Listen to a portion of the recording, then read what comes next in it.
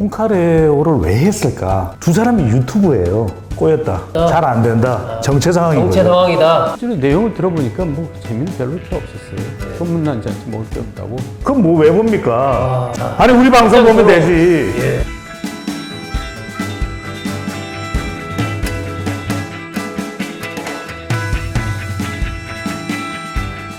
노무현재단 유시민 이사장, 그리고 TV 홍카콜라 유튜브 채널을 운영하는 홍준표 전 자유한국당 대표. 뭐 얼핏 봐서는 두 분이 뭐 같이 만날 자리가 별로 없는 것 같은데, 어제 한 160분 정도 만나서 이른바 토론 배틀을 벌였습니다. 그리고 그 결과를 각각 이제 유튜브 채널을 통해서 이제 공개를 했는데, 뭐 내용도 내용이고 보면 이제 그 자체가 좀 화제가 되고 있지 않나. 그 두 사람의 캐릭터, 또 여러 가지 내용, 형식 이런 것들이 뭐 그런 좀 관심을 끌고 있지 않나 생각이 되는데, 정건 전 의원님이 일단 뭐 두 분 이렇게 토론하고 하는 거 이거 어떻게 보십니까? 뭐 좋아요. 좋다. 예. 어떤 측면에서 그렇습니까? 그러니까 이제 진영을 달리한 사람들끼리 만나서 네. 얘기를 하면은 서로 이해도가 높아지고 또 공감대도 생겨요. 네. 의외로. 그래서 저도 방송을 이제 뭐 많이 하지만은 방송을 하면 할수록 이제 나중에는 싸울 일이 없어져요. 예. 요즘은 그 정청래 전 의원과 별로 안 싸웁니까? 예, 그래갖고 오히려 저 제작진에서 너무 그러는 거 아니냐. 좀 싸워주십시오. 예, 좀 각을 세워달라 이런 좀 부탁이 올 정도로 네. 이제 이해 폭이 넓어지는데, 그런 거는 좋은 거죠. 서로의 상대방에 대한 편견과 선입견을 없앤다는 면에서. 네.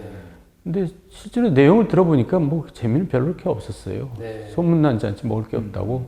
또 어쨌든 흥행은 성공한 것 같고, 네. 그래도 대표 농객 아니에요? 그리고 그렇습니다. 대표 농객이 그렇게 만나서 얘기를 벌였다는 거는 저는 굉장히 좋은 현상이다 이렇게 보고, 네. 앞으로 그런 일이 자주 생겼으면 좋겠어요. 네. 소장님은 어떻습니까? 저는 그 홍카레오라는 이야기를 듣고 또 이제 방송을 약간은 봤는데 네. 전체 내용을 다 보기는 쉽지 않았거든요. 네. 왜냐하면 뭔가 워낙 기대가 크다 보니까. 근데 저는 그 방송에 대한 뉴스를 접하고 보면서 그냥 네 글자만 생각났습니다. 네 글자 뭡니까? 네네. 시사저널. 아. 끝장 토론. 아니 우리 방송 보면 토론. 되지. 예. 그럼 뭐 왜 봅니까? 자, 우리 정보 있죠. 자, 재미 있죠. 네. 감동 있죠. 네. 아니 우리 다 가지고 있는데, 그래서 저는 지금 그 방송을 보실 게 아니라 네네. 우리 구독을 눌러주셔야 됩니다. 우리 시사저널 누르는 소리가 들립니다. 정도의 구독. 끝장 토론. 구독 안 누르면 우리 지독해집니다. 이게 저는 더군다나 알릴레오도 진행을 해봤지 않습니까? 네, 그렇죠. 또 홍카콜라의 홍준표 전 대표는 예전에 뭐 국회의원 시절에 저도 동대문에 가서 네. 여론조사 관련한 조언도 해드리고 했었는데, 네.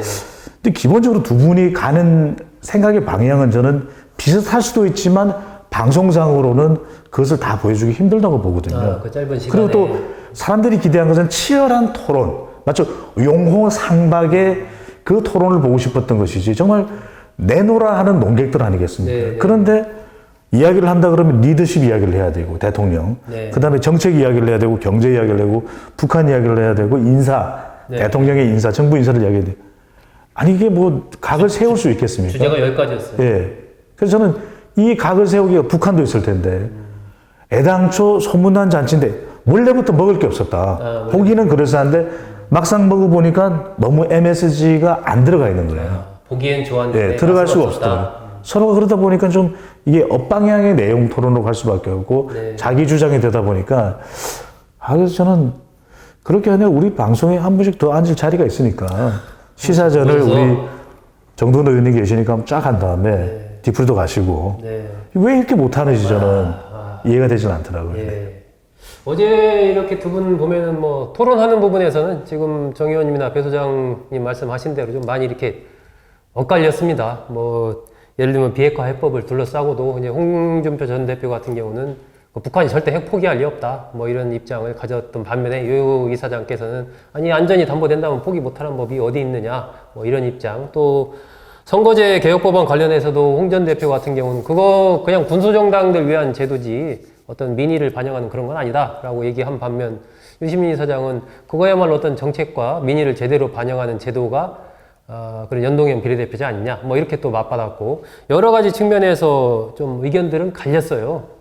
그런데 어쨌든 뭐 두 분이 만나서 그렇게 토론을 했다는 자체가 또 화제가 됐고 이 정 의원님 지금 보면은 유시민 이사장, 홍준표 전 대표 두 분의 어떤 정치적인 위치가 뭐 어떤 책임 있는 자리에 지금 현재 있는 것도 아니고 그리고 정치적으로 막 움직이는 이른바 주요한 어떤 정치 액터라고 할까요? 또 그 상황도 아니란 말입니다. 약간 애매모호한 상황에서 어쨌건 하지만 일종의 정치 마케팅으로서는 상당히 좀 이게 흥행에 성공한 거 아닙니까? 네.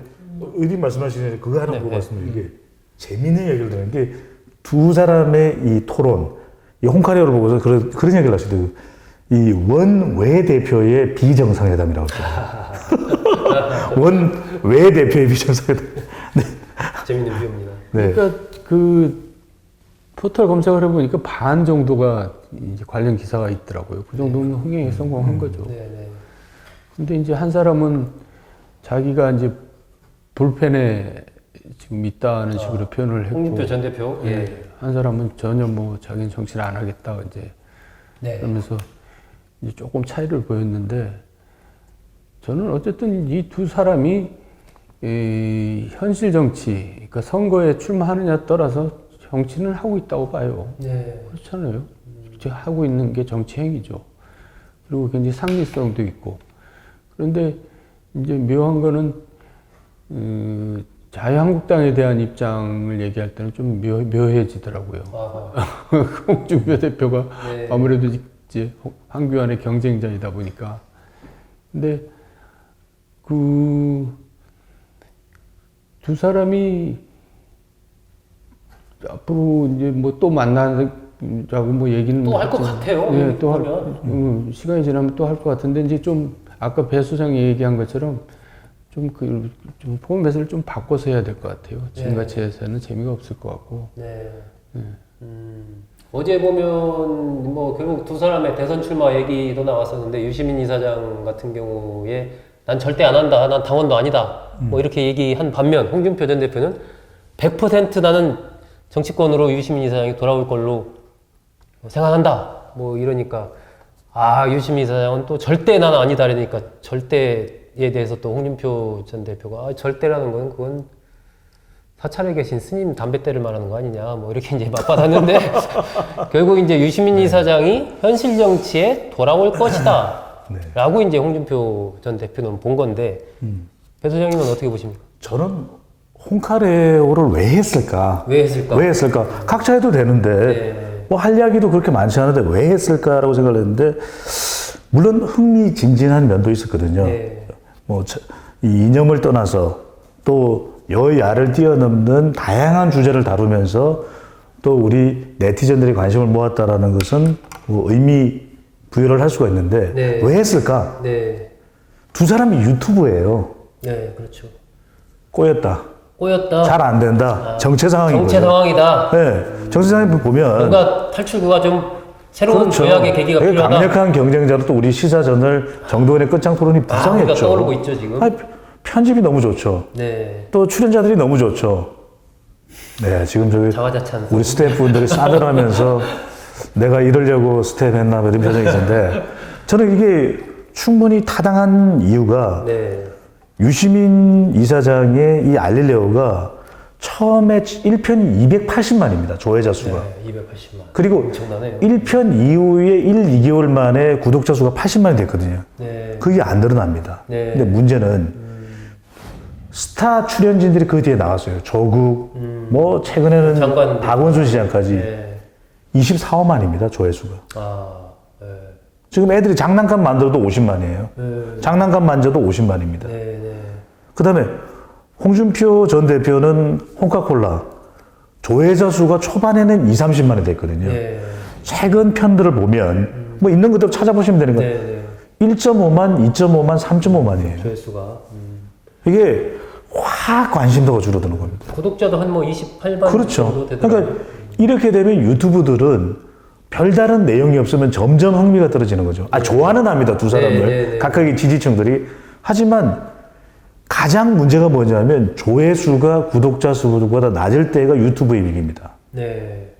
그러니까 구독자 수보다 조회자 수가 낮을 때는 이거는 위기 상황이거든요. 네. 왜? 네. 그 구독자 맛을도 다 안 보는 거예요. 네. 구독자의 반도 안 보는 겁니다. 네. 그렇다면 이건 위기 상황으로 저는 봤고, 그렇다면 자, 이것을 타결할 수 있는 방법은 홍카레오다. 네. 한번 새로운 이벤트를 그렇죠. 진짜. 근데 저는 정말 신의 한 수가 빠진 거죠. 네. 여기에 우리 시사 저널을 탑재했다면 시사 홍카레오. 죽여줍니다. 이럴 때 구독 누르거든요, 보통.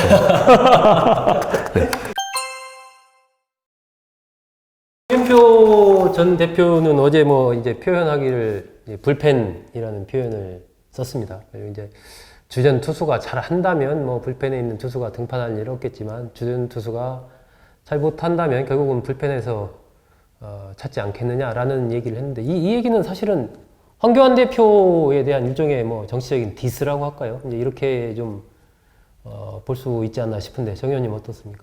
근데 뭔가 좀 역부족으로 보여요. 네. 예, 의도는 그런 것 같은데. 예, 그러니까 지금 황교안 대표가 의외로 빠른 시일 내에 이제 당을 안정시키고 저기 거의 독주하고 있거든요. 네. 근데 이제 홍준표 대표는 이미 이제 흘러간 물이 돼 버려가지고 원래 방안으로 돌리기에는 좀 역부족이지 않은가 이런 생각이 드는데 네. 이 기회를 보겠지만은 기회는 황교안이 이제 어떤 굉장히 큰 이제 실책을 해서 데미지를 입었을 경우 아니면은 기회가 오기는 힘들 것 같다 이런 생각이 들고 네. 또 아까 유시민 잠깐 얘기 나왔지만은 의외로 민주당 의원들 만나보면은 이낙연 총리가 이제 되게 지지율이 높은데 이낙연 총리가 끝까지 주자가 돼서 결국 대선 후보까지 갈 수 있을 것인가? 에 대해서 회의적이더라고요. 그 이유는 뭡니까? 그러니까 이제 친문 주자가 아니라는 거죠. 친문 주자가 아니다. 근데 지금 친문 주자가 사실 굉장히 지금 오히려 없는 형편이잖아요. 네. 김병수 이제 재판받고 있고. 그러니까 저는 유시민이나 조국을 계속 관리를 하는 이유가 친문 주자로서 이제 차직하면은 투입하기 위해서 관리를 하는 게 아닌가 그런 생각이 좀 들어요. 일종의 친문 적자를 통한 차기 정권 창출 이 큰 그림은 여전히 유효하고 그런 측면에서 유시민 이사장이나 조국 민정수석의 정치적인 잠재력 부분은 앞으로도 좀 눈여겨볼 필요가 있다. 이낙연 총리라든지 박원순 시장이라든지 이재명 지사는 유력하긴 하지만 친문 입장에서 보면 적자는 아니기 때문에 그런 측면이 또 주요한 포인트가 될 수 있다. 뭐 이런 이제 전망을 해주셨는데 배 소장님은 이 홍준표 전 대표 네. 그 향후에 다시 이렇게 전면에 당 대표를 맡는다든지 대선 후보가 된다든지 이렇게 좀 나설 수 있을까요? 이게 콜라 일까? 일까? 이게 저는 가장 큰 위기라고 보는 것이 홍준표 전 대표 그러면 이 후련함, 시원함, 네. 또 때로는 이것이 부적절한지 또 막말인지 네. 분간이 힘든 네. 그런 강함을 통해서 이 존재감을 인정받아왔거든요. 근데 부드러운 순간 과연 콜라일까? 사람들은 콜라를 원했는데 콜라가 아니라 홍차인가? 네. 이렇게 돼버리면 홍준표 대표가 가지고 전 대표가 가지고 있었던 그 정치적인 이 존재감 네. 이것 자체가 저는 유지될까 싶은 생각이 들거든요. 마치 네. 2007년도의 대선 때를 보면은 DY입니다. 정동영. 예. 그러니까 어떤 표현으로 어떻게 이야기를 하더라도 정동영이라고 하는 의원이 가지고 있었던 후보가 가지고 있었던 이 미디어적 마스크 네. 그 이상도 그 이하도 아니었거든요. 그것을 탈피하기가 너무 힘들더라고요. 네. 본인은 나와서 항상 아주 이 용모도 수려하지 않습니까? 네. 또 발언도 굉장히 탁월하거든요. 언어 구사력도 탁월하죠. 예, 언어 구사력도 탁월한데 그 이미지를 못 벗어나더라고요. 항상 방송 데스크에서 9시 뉴스 정동영입니다. 이런 거에서 못 벗어나는 거예요. 그냥 뉴스 맞네. 네. 그러니까 저는 홍준표 전 대표도 영남의 지지, 네. 수도권에서의 비호감, 압도적 비호감, 네, 네. 이런 이미지를 벗어나야 되는데 그런 이미지를 벗어나기 위한 장치가 마련되지 않으면 쉽지 않다고 보고요. 유시민의 경우에는 저는 지금 현재로서는 제가 분석하는 데이터상으로는 안 할래요가 아니라 대선 못 할래요라고 보고 있거든요. 왜냐하면 네. 아까 소문난 집에 먹을 거 없다는 것처럼 유시민이라고 하는 사람의 관심, 또 알릴레오라고 하는 이 유튜브의 초창기의 관심, 기대감, 네네, 이건 네. 많았지만 네. 점점 유지하기가 쉽지 않고 유시민이라고 하는 이사장의 국정 운영 능력을 생각할 때 과연 대통령 정도가 될 수 있는 인기는 있는 인물이지만 깜인가? 네. 라고 할 때는 저는 또 다른 이야기라고 보거든요. 냉정하게. 네, 네. 지표상으로 보면 대선 후보가 되려면 세대 기반도 있어야 되고 이념 기반도 있어야 되고 또 지역 기반도 있어야 되는데 고향은 경주인데 지난번에 우리가 지난편 특집편이었죠. 네. 분명히 특집입니다. 네. 그래서 니은으로 이름이 끝나는 사람이 대선 후보 물망에 오른다는 거 우리가 확인한 바 있었고 확인한 바 있었고 그런데 과연 영남 지역 기반이 없거든요. 네. 그럼 세대를 보면 40대에서 미친 듯이 막 유시민 열광하느냐면 그렇게까지는 아닙니다. 그리고 이념적으로 보면 아주 진보적이라고 판단하거든요. 그렇기 때문에 막 그런 면모들을 봐죠. 아니 어떻게 이 지역 이런 정책이 당신들이 많단 말이에요. 이런 하는 모습을 보면서 정말 후련하고 정말 언어 구사력은 정말 타의 추종을 불허하는데 네. 역대 대선을 보더라도 대통령은 두 개의 이념을 가져가야 되거든요. 갑작스럽게 중도로 아주 온화하게 그렇게 생각할 수도 있죠. 이렇게 나와버리면 유시민 이사장이 가지고 있는 그런 이미지가 아니거든요. 네. 그래서 저는 오히려 지금의 유시민 이사장의 위치가 저는 안 할래요가 아니라 못하려다. 네. 재밌는 분석입니다. 오늘 석간신문 잠깐 보니까 뭐 이 조사 결과 나온 거 보면 이낙연 총리, 그리고 황교안 대표의 이른바 양강구도라고 할까요? 네. 대선 후보와 관련해서 그 흐름이 뭐 나오는 것 같은데 당분간은 그런 흐름으로 계속 갈까요? 저는 이제 뭐 총리실에도 계셨던 우리 의원님이시니까 총리가 가지는 대한민국에서 이점이 굉장히 많더라고요. 저는 이게 이른바 총총효과. 총총효과. 예, 총선 이후나 돼야 다크호스가 등장하는 우리 선거 구도를 본다면 저는 총선 때까지는 총총효과로 갈 가능성이 그래요? 다른 사람이 없다. 다른 사람이 없다. 별다른 사람이 없다. 네. 정 의원님도 비슷한 전망을 갖고 계십니다.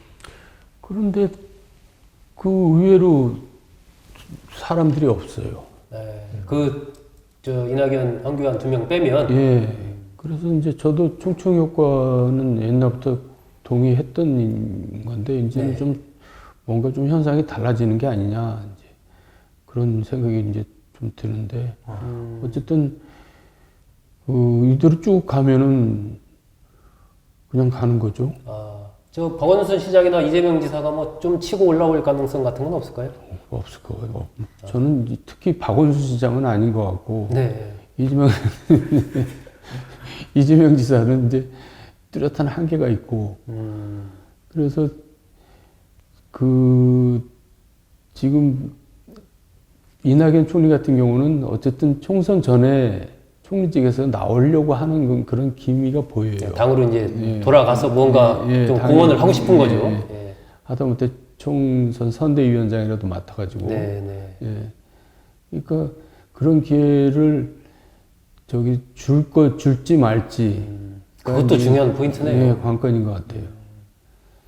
만약에 그런 기회를 대통령이 결국 줄 수 있는 사람은 대통령일 텐데 문재인 대통령이 준다면 이낙연 총리로서는 뭔가 그렇게 기여를 해서 총선에서 좋은 결과가 나오게 되면 그걸 자신의 정치적인 성과로 이제 가져갈 수 있는데 그렇지 않고 계속해서 총리직에 있기를 문재인 대통령이 원해서 그런 상황이 된다면 사실은 정치적으로는 대선 후보라는 그 측면에서 보면은 좀 이후에 총선 이후에 어렵지 않을까 이렇게 지금 볼 수 있는 거죠. 빠질 수 있죠. 그래서 의원님 말씀에 전적으로 동의하는 게 네. 이낙연 총리가 사선 의원이고 의원을 했죠. 전남지사고 고향이 호남임에도 불구하고요. 이게 당 내에서는 원내대표, 당 지도부는 1년밖에 없으시더라고요. 네. 당 대표를 한 적도 없고. 네, 네. 그러니까 핵심은 저는 당력인 것 같아요. 얼마만큼 우리가 흔히들 이야기할 때 기자 출신이나 공무원 출신인 분들이 조직을 잘 못 모은다는 이야기를 하거든요. 네네. 근데 얼마만큼 본인이 그 자신의 관성을 벗어날 수 있는지, 그래서 조직을 만들면서 얼마만큼 빠른 속도로 침투 가능할지 네. 저는 이게 너무 중요할 것 같아요. 아, 예. 여튼 여러 가지 변화가 정치권에 계속 일어나고 있는 것 같습니다. 오늘 홍준표 전 대표, 유시민 이사장의 그 유튜브 대담을 계기로 해서 이낙연 총리, 황교안 대표까지 한번 짚어봤습니다.